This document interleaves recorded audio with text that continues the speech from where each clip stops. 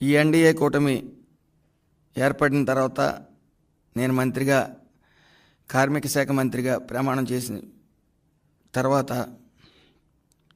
సుమారు 4 ప్రమాదాలు జరిగినాయి. ఇటు ఫ్యాక్టరీస్లో కానీ, అటు బాయిలర్స్లో కానీ.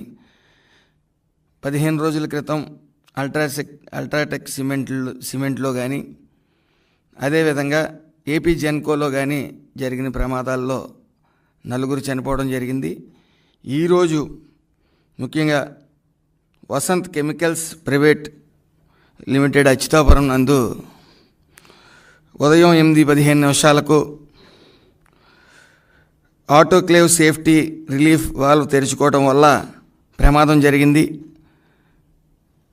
అందులో భాగంగా ప్రదీప్ రావెల్ అనే వ్యక్తి 44 సంవత్సరాల వయసు గల వ్యక్తి ప్రమాదానికి గురవటం, అతన్ని ఎన్టీఆర్ హాస్పిటల్స్కి తీసుకువెళ్ళటం, అనకాపల్లిలో ఉన్న ఎన్టీఆర్ హాస్పిటల్కి తీసుకెళ్ళటం దురదృష్టవశాత్తు ఆయన మరణించడం జరిగింది.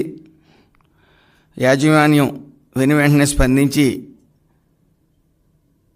35 లక్షలు ఎక్స్గ్రేషియా అతనికి ప్రకటించడం జరిగింది. అలాగే ఈరోజు సామర్లకోట మండలం అచ్చంపేటలో జరిగిన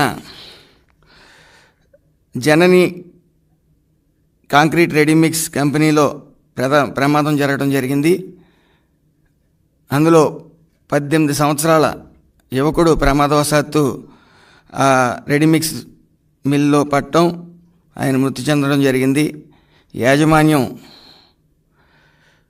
10 లక్షల ఎక్స్గ్రేషియా ఆయనకు ప్రకటించడం కూడా జరిగింది. అది సరిపోదు, ఇంకా పెంచాలి అని యాజమాన్యంతో చర్చలు జరుగుతూ ఉన్నాయి. సుమారు వెంటనే 4-5 కార్మికులు చనిపోవటం, దీనికి రివ్యూకి వెళ్తే అక్కడ గల ఇన్స్పెక్టర్స్తో ముఖ్య కారణం ఈ ప్రమాదకరమైన కర్మాగారాల్లో అనుభవం లేని అధికారుల్ని అక్కడ నియమించటం, అదేవిధంగా ఈ సేఫ్టీ ఆడిట్ అనే దాన్ని థర్డ్ పార్టీ ఏజెన్సీస్కి ఇవ్వడం, ఆ థర్డ్ పార్టీ ఏజెన్సీస్ అధికారులతో కుమ్మక్కయ్యి లంచాలకు అలవాటు పడి మరి విచ్చలవిడిగా లైసెన్సులు శాంక్షన్ చేయడం, ఇలాంటి గత ప్రభుత్వంలో జరగటం వల్ల మరి ఈ రోజున ప్రమాదాలకు పూర్తిగా గురవుతూ ఉన్నారు. భవిష్యత్తులో ఇలాంటివి జరగకుండా ముఖ్యంగా ఈ సేఫ్టీ ఆడిట్ అనేది సాంకేతిక నిపుణుల పర్యవేక్షణలో ఇవన్నీ కూడా ఒకసారి రివ్యూ చేసి ఈ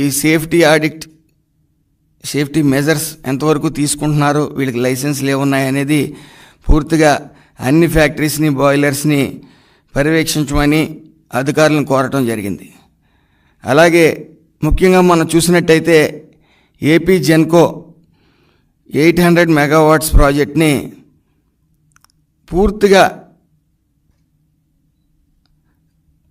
పూర్తిగా ఏదైతే ఒక ప్రాజెక్ట్స్ కంప్లీట్ అవ్వకుండా స్టార్ట్ చేసేయటం, ఏదో గొప్ప కోసం గత ప్రభుత్వం 2014-19లో తెలుగుదేశం ప్రభుత్వంలో 60% ప్రాజెక్ట్ పనులు పూర్తవటం, దాన్ని 4.5 సంవత్సరాలు పైబడి నిర్లక్ష్యం చేయడం వైసీపీ ప్రభుత్వం.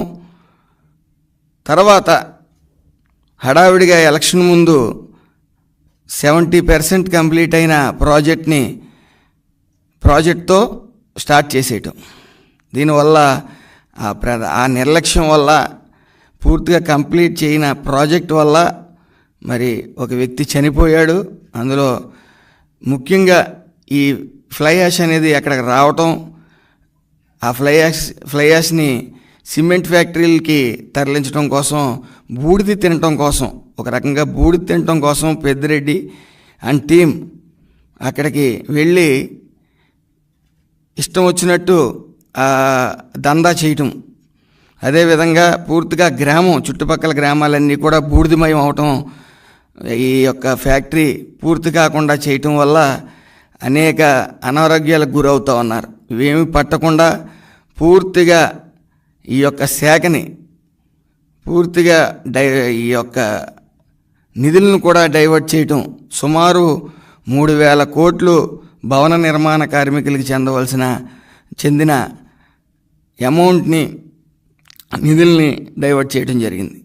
అలాగే ఈఎస్ఐ హాస్పిటల్స్ని పూర్తిగా నిర్లక్ష్యం చేయటం, అక్కడ ఇంచుమించు 450 కోట్లు వస్తే సెంట్రల్ నుంచి శాలరీస్ నిమిత్తం 100 కోట్లు, మెడిసిన్ నిమిత్తం 60 కోట్లు మాత్రమే వినియోగించి 300 కోట్లు మళ్ళీ వెనక్కి సెంట్రల్కి వెళ్ళిపోయే పరిస్థితి ఉందంటే ఎంత నిర్లక్ష్యం చేశారనేది మనకు తెలుస్తూ ఉంది.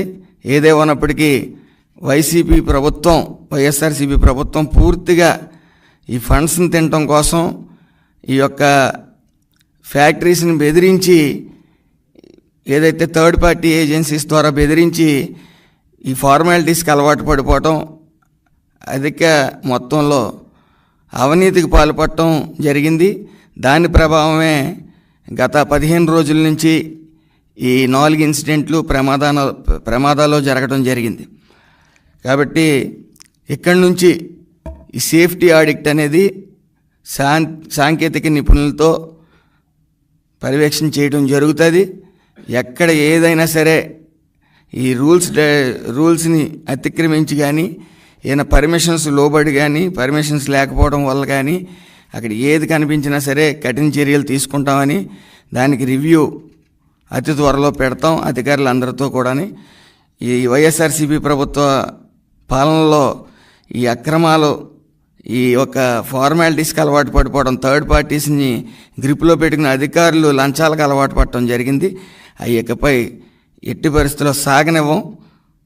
అదేమీ లేదు, లాస్ట్ టైం ఏదైతే సేఫ్టీ మెజర్స్ తీసుకోలేకపోయారో పూర్తిగా థర్డ్ పార్టీ ఏజెన్సీస్ అధికారులు కుమ్మక్కై పూర్తిగా ఈ యొక్క ఫార్మాలిటీస్కి అలవాటు పడిపోయి, లంచాలకు అలవాటు పడిపోయి ఈ జరిగిన ఈ అక్రమాలు, ఏదైతే లైసెన్సులు సైడ్ డోర్ నుంచి ఇవ్వటం వల్ల ఆ ప్రమాదాలు ఇప్పుడు వరుసగా జరుగుతూ ఉన్నాయి. లేదు, అలా ఏం జరగలేదు. యాజమాన్యం పూర్తిగా సహకరించింది. అప్పుడు కలెక్టర్ గారు కూడా వెంటనే వెళ్ళటం, అది ఒక్కసారిగా ఆ డక్ట్ నుంచి హోల్ ఏర్పడి ఎప్పుడైతే ఈ థర్డ్ ఫ్లోర్ నుంచి సెకండ్ ఫ్లోర్కి డస్ట్ అనేది వచ్చిందో అది ఒక్కసారిగా కమ్మేయటం. ఆ కమ్మేయటం వల్ల కళ్ళు కనపడకపోవటం వల్ల నలుగురు అక్కడే ఇంచుమించు 8-9 మంది కొద్ది ప్రమాదానికి గురయ్యారు తప్ప, యాక్చువల్గా ఇది అల్ట్రాటెక్ సిమెంట్, ఇది పాత సిమెంట్ ఫ్యాక్టరీని ఓవర్టేక్ చేసుకోవటం వల్ల అందులో స్లాబ్ అనేది, డక్ట్ దగ్గర స్లాబ్ అనేది ఉండాలి.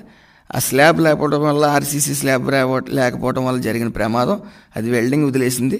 వెల్డింగ్ వదిలేయటం వల్ల థర్డ్ ఫ్లోర్ నుంచి సెకండ్ ఫ్లోర్కి ఈ డస్ట్ అనేది వ్యాపించి, ఏదైతే వేడి పదార్థాలు ఈ కార్మికుల మీద పడటం వల్ల ఈ ప్రమాదం జరిగింది.